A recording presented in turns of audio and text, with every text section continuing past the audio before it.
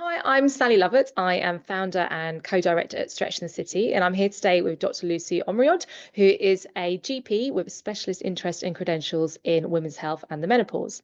So, ahead of World Menopause Day on the 18th of October, we are shining a light on a subject that affects half of the population, but is still so overlooked at work, and that is the menopause.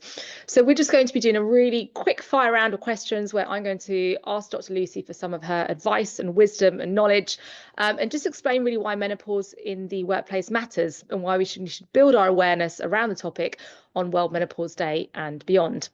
So thank you, Dr. Lucie. Welcome along. And my first question to you is, why is it so important to talk about menopause at work? Oh, it's a great topic, and I wish we talked about it more. Obviously, it's happening to half the population, and often at a time when they're very stretched in their careers. That's the peak time for them, and the fact that we don't give it enough attention means that we're losing talent and that experience that businesses really can't afford to lose. Absolutely, it is such a prime time in women's careers, but also when they're suffering too and not necessarily getting the support that they need. So, what are some of the sort of common misconceptions about menopause that you find in your clinic and when you're working with organisations too? Probably the biggest one is that it happens to women in their 50s, often starts a lot younger, can be as young as late 30s or even younger. So I think Mhm. sort of being aware that it's not something that just affects people in their 50s is really important.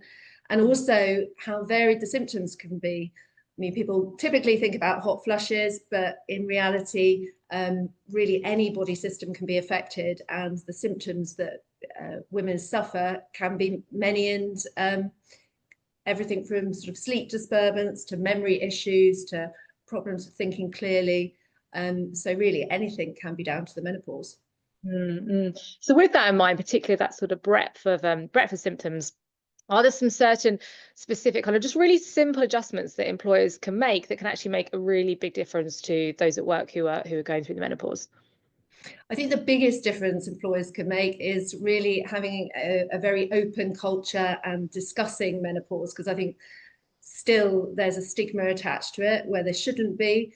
And also really practical things. I think often it's overlooked that things like fans in the workplace, regular breaks, but really the most important thing is opening up and talking about it, because everyone's experience is unique and individual. Yeah, absolutely. And that's obviously what you'll be doing with your workshops, your menopause awareness workshops, menopause for managers, and the one-on-one consultations. So I mentioned menopause for managers, one of the workshops we deliver. So could you say, why should kind of managers specifically, why is it important for them to get trained on all things menopause as well as everyone else in the organization?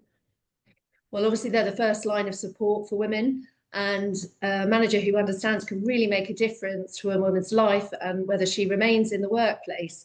And those key conversations at the right time can make sure that we hold on to this experience and these brilliant women that otherwise would be struggling.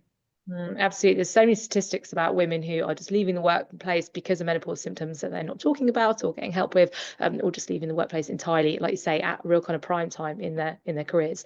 So just before we wrap up, if there was one message that you'd like to give organizations about the menopause at work, what's kind of one takeaway piece that you would share?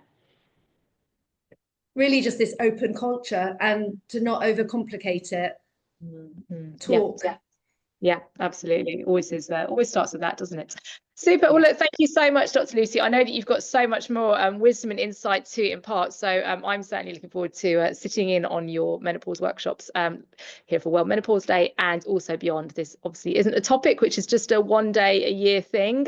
So even if you use that particular day to get the conversation going, this is obviously something that we are sharing throughout the whole year.